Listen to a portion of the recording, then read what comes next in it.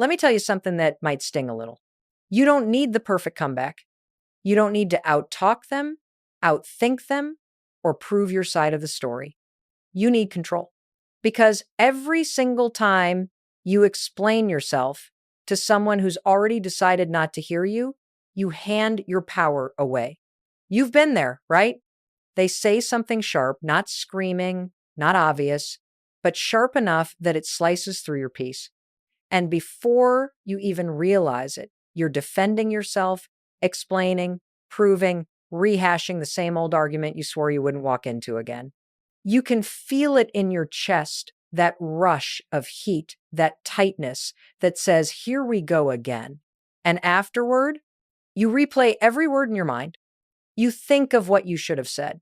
You tell yourself, next time I'll stay calm. Next time I'll walk away. But then the next time comes, and it's like your body betrays you.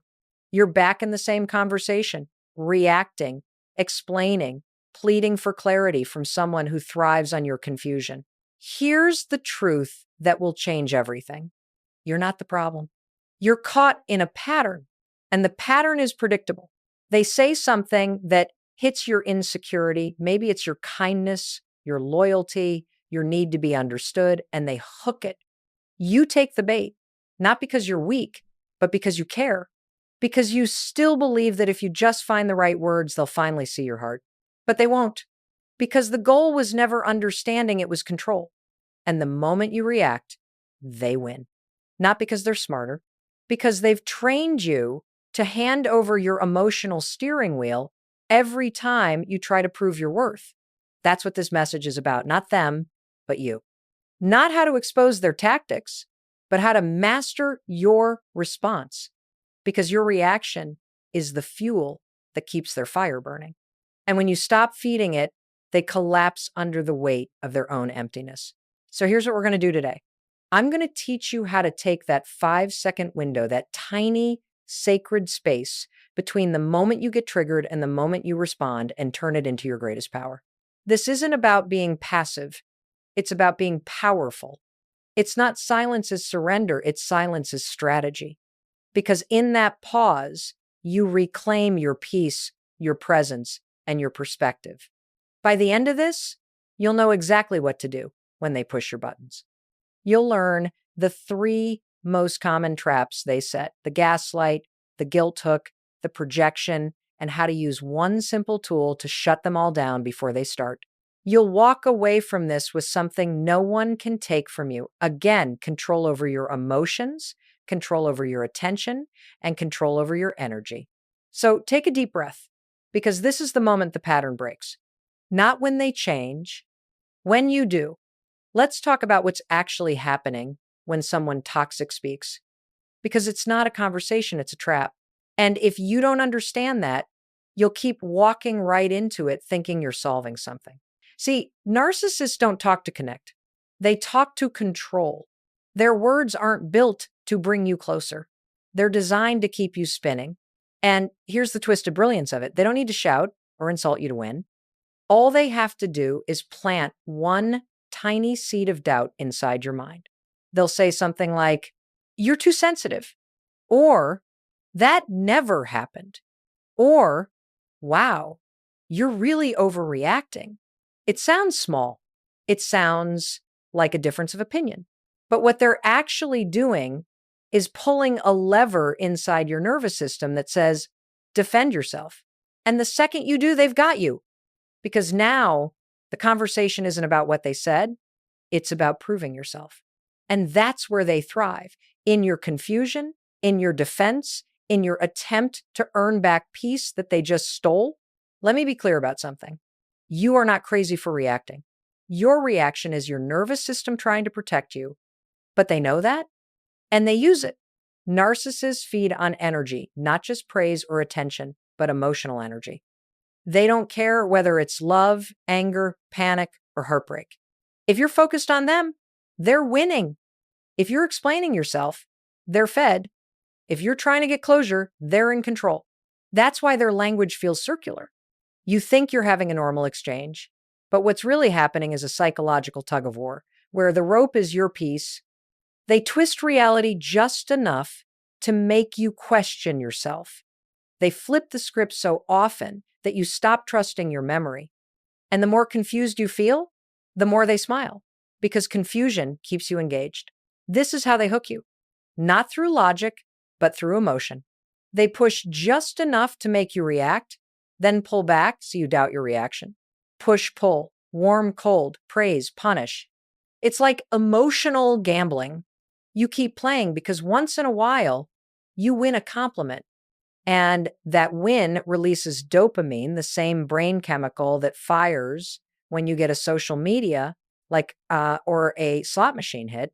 So you stay, you explain, you try harder. That's the loop. And it's not because you're weak, it's because you're human. You care. You want understanding. You want resolution. But they don't want peace, they want control. Here's the mindset shift that breaks the spell. Every confusing statement, every twisting of words, every guilt trip, it's not communication.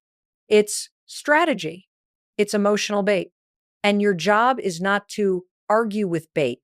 Your job is to stop biting, because the moment you stop reacting, their power collapses. They can't play the game without your participation. You starve the dynamic by refusing to feed it with your energy. But that's easier said than done, right? Because your brain has been trained to react fast, to fix, to defend, to restore harmony. That's why we need a tool that interrupts the automatic loop. A tool that lets you take back that split second between their jab and your reaction. That's where the 5-second rule comes in. It's not a gimmick. It's a neurological reset button. When you count backwards, 5, 4, 3, 2, 1, you're not ignoring the situation. You're shifting control from your emotional brain to your logical brain. You're saying, I choose my reaction this time. You can't control their words, their tone, their manipulation, but you can control you. And once you do, the hook doesn't land anymore, because now you're not in the game. You're watching it, you're aware, and awareness is freedom. Let's get practical, because awareness without a tool still leaves you stuck in the same reaction loop. You can know exactly what's happening, you can see the gaslighting, the guilt trips, the manipulation, and still fall right into it. Why? Because the moment they say something triggering, your nervous system hijacks you. Here's what's going on. When you're hit with that kind of emotional bait, your brain doesn't stop to think, it fires. The amygdala, that ancient little alarm system in the back of your brain, lights up like a siren. It floods you with adrenaline, cortisol, and emotion. Your heart rate jumps, your breathing shortens, and before you know it, you're defending, explaining, and trying to calm the storm they started. It's not because you're weak, it's because your brain was built to react to threat, not reason with it. And a narcissist's words are designed to feel like a threat to your worth, your memory, your goodness, your peace. So what does the 5-second rule actually do? It shuts down that automatic reaction. It gives you the millisecond of space you need to flip control from the emotional brain to the rational one. When you count backward, 5, 4, 3, 2, 1, something simple but profound happens inside you. You interrupt the habit loop. You redirect your focus away from the trigger and back toward yourself. You take command of your body before your body drags you into chaos. This isn't self-help theory. It's neuroscience. That countdown pulls blood flow away from the amygdala and into your prefrontal cortex, the part of your brain that handles decisions, logic, boundaries, and self-control. That's why it works. Because you can't stop being triggered, but you can stop letting the trigger run your life. Let's make this simple. You feel the jab, maybe it's that sarcastic tone, that dismissive, you're overreacting, that little eye roll that always sets you off. You feel the rise. Instead of reacting, you pause, you breathe, you count down, slow and calm, 5, 4, 3, 2, 1. And right there, that's your moment. That's the moment where choice returns. Because the second you reach one, you're back in the driver's seat. Now you can decide what to do. You can stay silent. You can walk away. You can say one grounded line and leave it there. That's the real magic of the rule. It's not about counting. It's about ownership. You're training your mind to obey you again, to stop letting chaos press your buttons, to choose calm instead of compulsion. And every time you do it, it gets easier. The brain learns by repetition. Each time you interrupt a reaction, you build a new neural pathway, a new automatic habit that says, I pause before I respond. Eventually, it becomes second nature. Peace becomes your default, not your recovery state. Here's the truth. You'll never get them to change, but you can change how your brain responds to their chaos. You can become so emotionally steady that their old tricks stop working. That's when you stop living in reaction mode and start living in response mode. And that's when everything shifts. Because in that 5-second gap, you don't just stop a spiral, you reclaim your power. You start living on purpose again. Let's get into it, the traps. Because once you can see the patterns, you can stop falling into them. Every manipulative person has a toolkit. It's not random. It's learned behavior, repeated, refined, rehearsed. But here's the good news. Patterns are predictable. And what's predictable can be interrupted. I'm going to walk you through the 3 traps that pull almost everyone in, and then I'm going to show you exactly how to use the 5-second rule to break each one. By the end, you won't just know what they're doing, you'll know what to do next. Gaslighting, you're remembering it wrong. You've heard it before. You bring up something hurtful they said, and suddenly it's, that never happened. You're making things up. You're so dramatic. And for a split second, your stomach drops. You question yourself. You think, wait, maybe I did misremember? That's the gaslight. It's not about facts, it's about fog. They want you disoriented, second guessing, doubting your own perception, because a person who doubts their memory can be controlled. So what do? You count right there in the heat of it. 5, 4, 3, 2. You feel the panic rise, but you don't chase it. You breathe.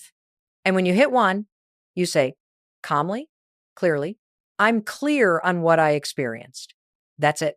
No argument, no proof, no justification. You're not defending your truth, you're standing in it. And here's the magic. They can't argue with calm certainty. They'll try, of course, but it won't land because you're no longer playing the game of proving. You're simply stating, I know what I know.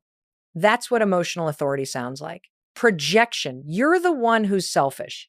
This one is sneaky. They accuse you of the very thing they're doing. You call out their disrespect, suddenly you're controlling. You ask for honesty, now you're ungrateful. Projection is psychological judo.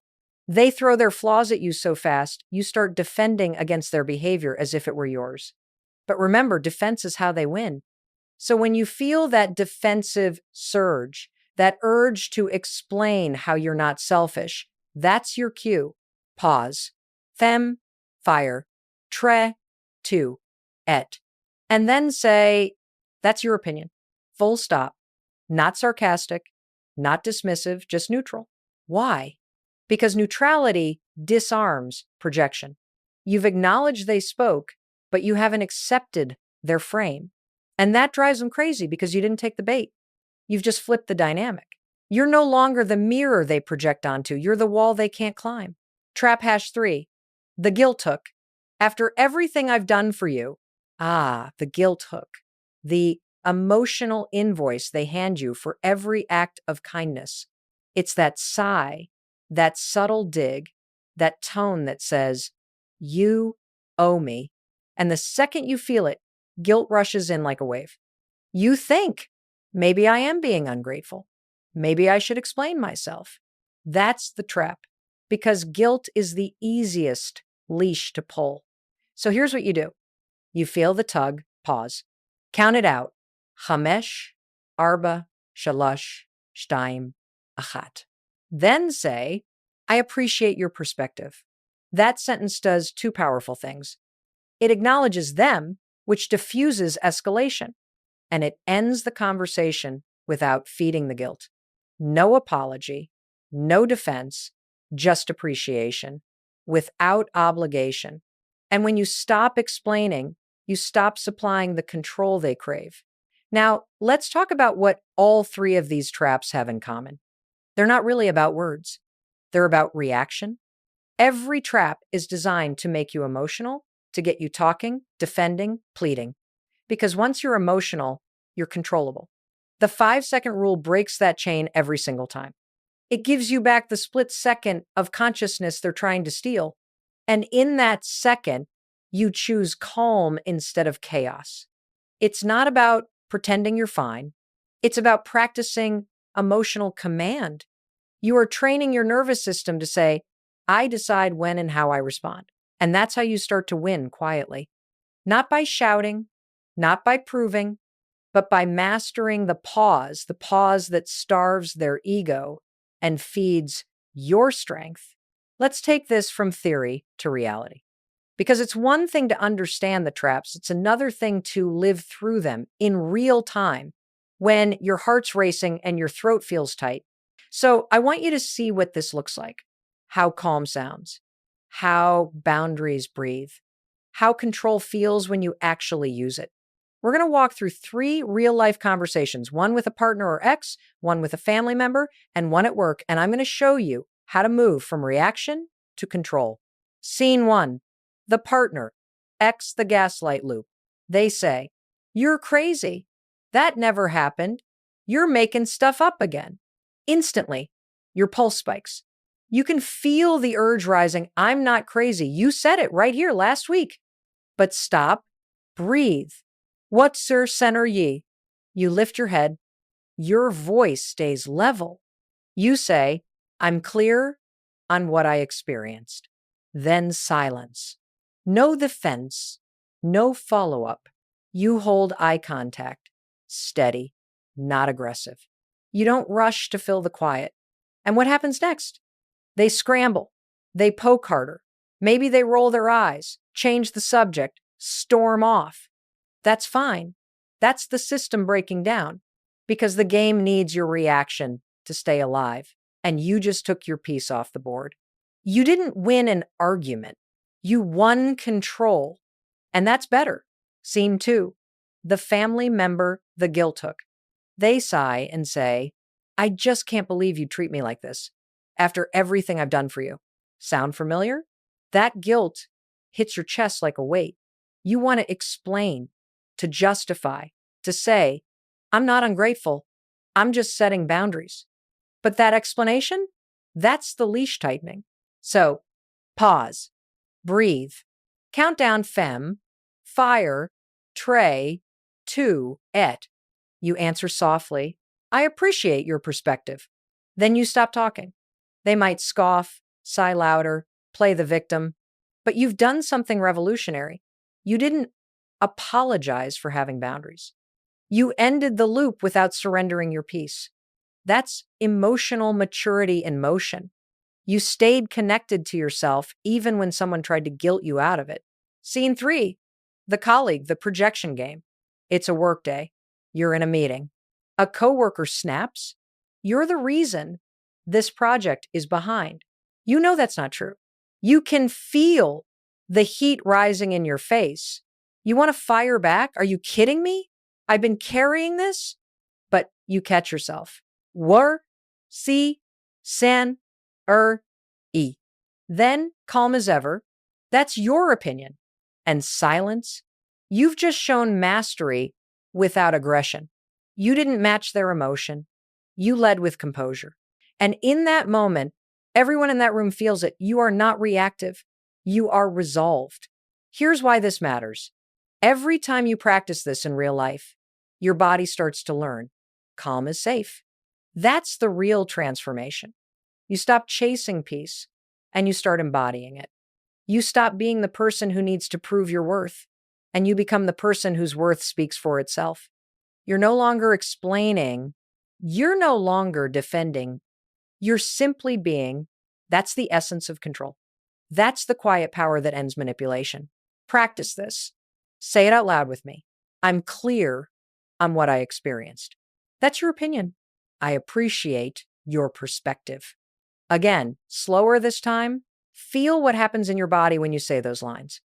That steadiness, that calm, that's you reclaiming your energy. Because this isn't just communication, it's training. Every pause is a rep. Every silence is a boundary. Every controlled breath is proof that you're not who you used to be. You're not reactive anymore. You're deliberate. You're powerful.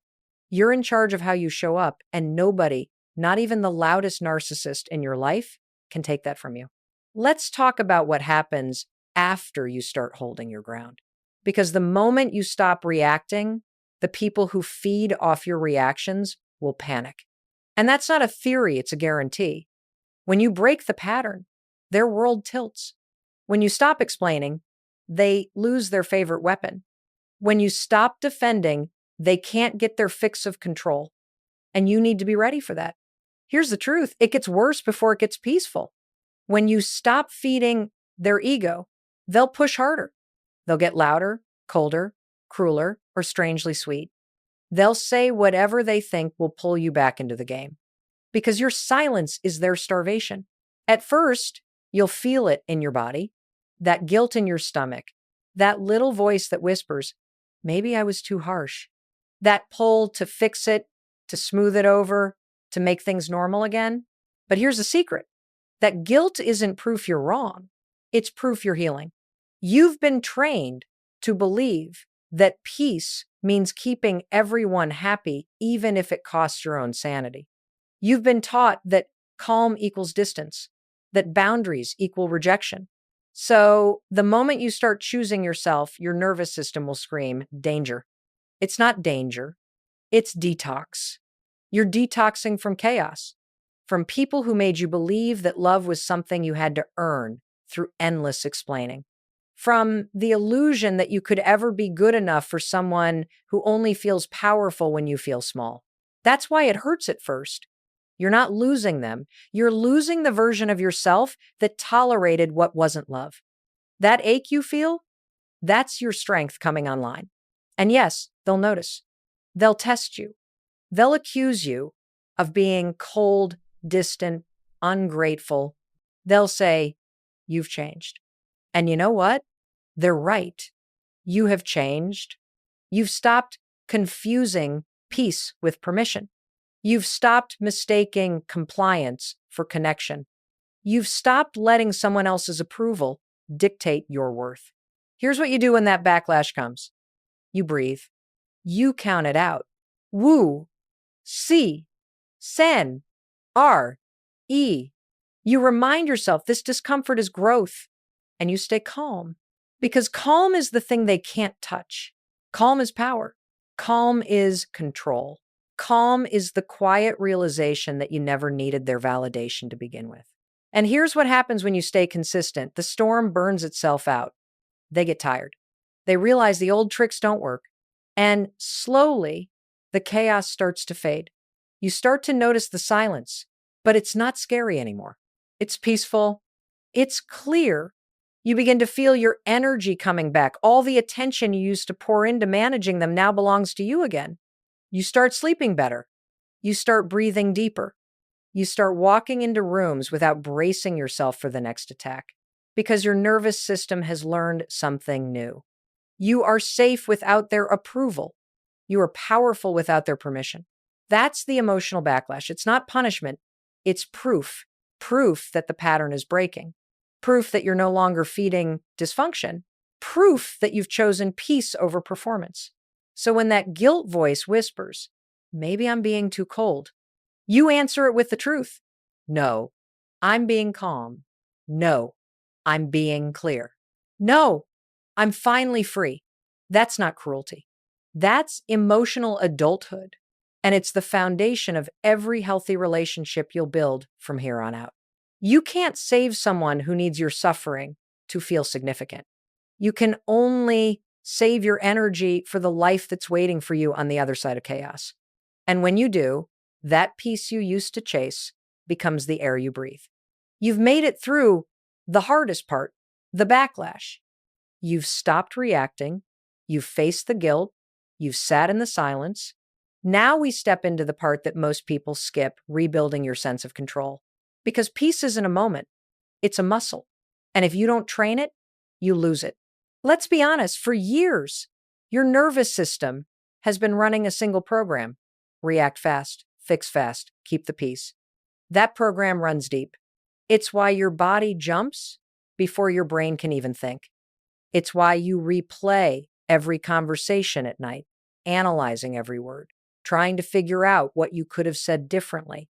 That's not weakness, that's conditioning.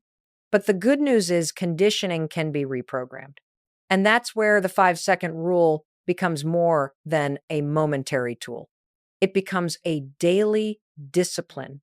You see, every time you count backward 5, 4, 3, 2, 1, you're teaching your brain something profound. I'm in charge of what happens next. And the more you do it, the stronger that command becomes. You start to notice triggers before they take over. You start to breathe instead of argue. You start to choose instead of chase. That's emotional endurance, not being unshakable because life gets easier, but because you've trained yourself to stay grounded when it gets hard. I want you to practice this outside of the chaos, not just when someone provokes you, but in small, ordinary moments. Before you answer that text, before you scroll that feed, before you walk into that meeting, stop, count it out, R-E, R-E, and ask yourself, what energy do I want to bring into this moment? Not what do they want from me, but what do I choose? That's how you retrain your nervous system. That's how you make calm a default instead of a recovery. Because here's the truth. You don't get stronger by avoiding triggers. You get stronger by mastering your response to them. You stop letting other people dictate your emotional temperature. You stop catching every ball they throw just because they threw it. You start walking into conversations with awareness, not anxiety. And you know what happens next? Your whole energy shifts. You become unreactive, unbothered, unshakable. And here's the kicker: people feel it. The ones who used to manipulate you won't know how to handle it. They'll throw their usual lines, and you'll just smile, not sarcastically, but peacefully, because you know exactly what's happening. You'll think, I see you, I know the game, I'm not playing anymore. That's power, real power, not domination, not revenge, self-command. And the beauty of self-command is this: it's quiet. It doesn't need validation. It doesn't need recognition. It just is. Every time you pause before reacting, you're building that muscle. Every time you breathe instead of bite, you're reinforcing it. Every time you say no without defending it, you're proving to yourself that you're in control. And slowly, something shifts inside you. You stop waking up bracing for drama. You stop feeling responsible for everyone else's moods. You start moving through your day with this steady undercurrent of peace, not because everything's perfect, but because you finally trust yourself to handle whatever comes. That's what endurance feels like. Not a shield of steel, but a steady flame that no wind can blow out. You are learning to stay calm when someone else is chaotic. You are learning to stay kind when someone else is cruel. You are learning to stay centered when the world tries to pull you off balance. That's control. That's mastery. That's freedom. And here's the truth. Most people never realize emotional endurance isn't built in grand moments. It's built in the quiet, daily ones. In that 5-second space between trigger and choice, in the breath before the text, in the silence after the accusation, in the pause that says, I'm still here and I'm still in control. Keep practicing it, because one day soon, someone will try to push the same old buttons and you'll smile, because those buttons, they don't work anymore. That's the day you'll know you didn't just survive them. You outgrew them. Let's go deeper now, beyond the person who hurt you, beyond the patterns you've broken, because healing doesn't end when you stop reacting. That's the beginning. The real transformation happens when you learn how to live after the storm. And here's the truth. Nobody tells you Once you've lived through manipulation, you see life differently. Your awareness is sharper, your boundaries are higher, your energy is sacred. And that's not cynicism, that's clarity. See, for a long time, your focus was survival. You were stuck in reaction mode, walking on eggshells, trying to predict moods, anticipating chaos before it hit. That constant hyper awareness trained your brain to see danger everywhere. But awareness is neutral, it can be used for protection or for peace. Now, we're going to use it for peace because awareness, when it's healed, becomes wisdom. It's what allows you to notice red flags early, not with fear, but with calm discernment. It's what allows you to say no without guilt. It's what lets you stay open to love without losing yourself again. So, how do you integrate everything you've learned? You build a framework, 4 simple steps. They'll keep you grounded long after this moment ends. Step 1, awareness. See the game without playing it. Awareness is your superpower. It's the light switch in a dark room. Once it's on, you can't unsee. But instead of staring at the mess, you now use that light to navigate differently. You start recognizing patterns without personalizing them. When someone guilt trips you, you think, that's manipulation, not love. When someone blames you, you think, that's projection, not truth. And just like that, your emotional energy stays yours. Awareness doesn't make you cynical, it makes you conscious. You start seeing behavior, not character, patterns, not promises, reality, not fantasy. That clarity keeps you safe. Step 2, detachment. Step out of the chaos. Next comes detachment. And let's clear this up. Detachment isn't coldness. It's not shutting down your heart. It's keeping your heart from being hijacked. Detachment means this: you can care deeply and still protect your peace. You can love someone and still walk away from their chaos. You can see their pain and still know it's not your job to fix it. Every time you feel yourself being pulled into someone's drama, you count down 5, 4, 3, 2, 1. You breathe. You step back. You remind yourself their emotions are theirs, my peace is mine. That separation, that emotional space, that's where you find freedom. Step 3, boundaries redefine the edges of your life. Boundaries are not punishments. They're definitions, the invisible lines that tell the world how to treat you. You used to think setting boundaries would push people away, but the truth? Boundaries don't chase people off. They reveal who's meant to stay. You stop explaining your limits. You stop apologizing for needing space. You stop defending your no, because no is not rejection. It's self-respect. And the more consistently you enforce your boundaries, the more peaceful your world becomes. Because you'll realize peace isn't something you find, it's something you protect. Step fear, repetition. Train peace until it's natural. You didn't learn chaos in a day, and you won't unlearn it in a day either. That's okay. Healing isn't a straight line, it's a daily practice. Every day, you repeat the moves, pause before responding, name what you're feeling. Count it out. 5, 4, 3, 2, 1. Choose calm. Walk away when necessary. And slowly, you build a new normal. A normal where silence doesn't scare you, where boundaries don't feel mean, where peace doesn't feel boring. Because once you've lived in emotional chaos, calm can feel empty at first. But stay there long enough, and you'll realize it's not emptiness. It's space. Space to think. Space to breathe. Space to become who you were before the manipulation started. That's what this whole process is really about, returning to yourself, the real you, the grounded, clear, powerful version of you who's been under the noise this whole time. So now you live differently. You love differently. You listen differently. You walk into rooms with your energy intact. You don't absorb other people's storms. You stand in your own weather, calm, centered, whole. That's integration. That's long-term peace. And it's not dependent on anyone else changing. It's built on one simple truth. I control what I give my energy to. That truth will carry you through every conversation, every challenge, every trigger, because the power you've reclaimed, that's not temporary. It's permanent. Take a deep breath, because this is where everything you've learned comes together. You've seen the pattern. You've broken the reaction. You've faced the backlash. You've built endurance, and you've started living with awareness, detachment, and boundaries.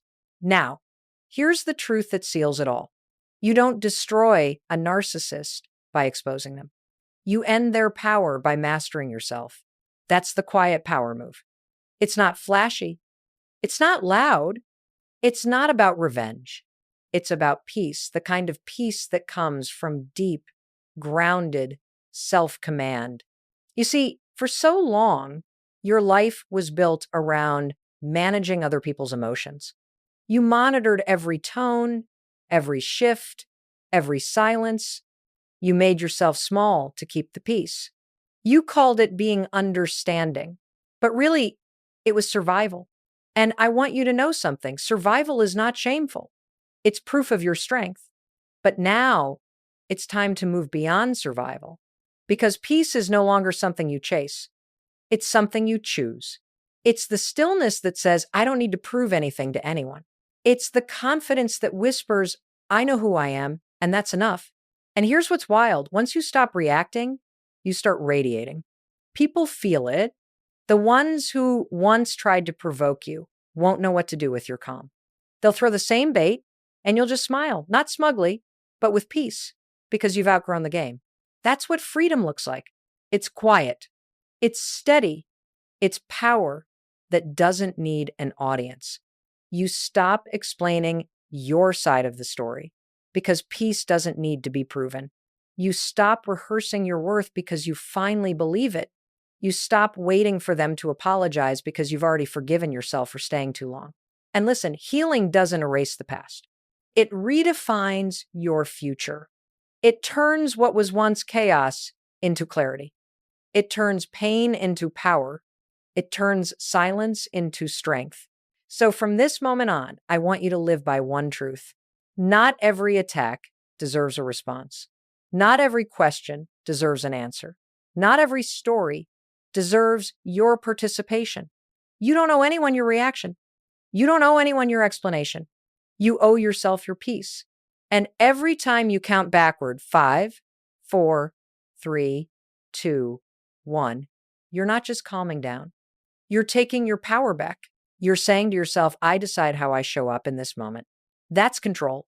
That's maturity. That's self-respect.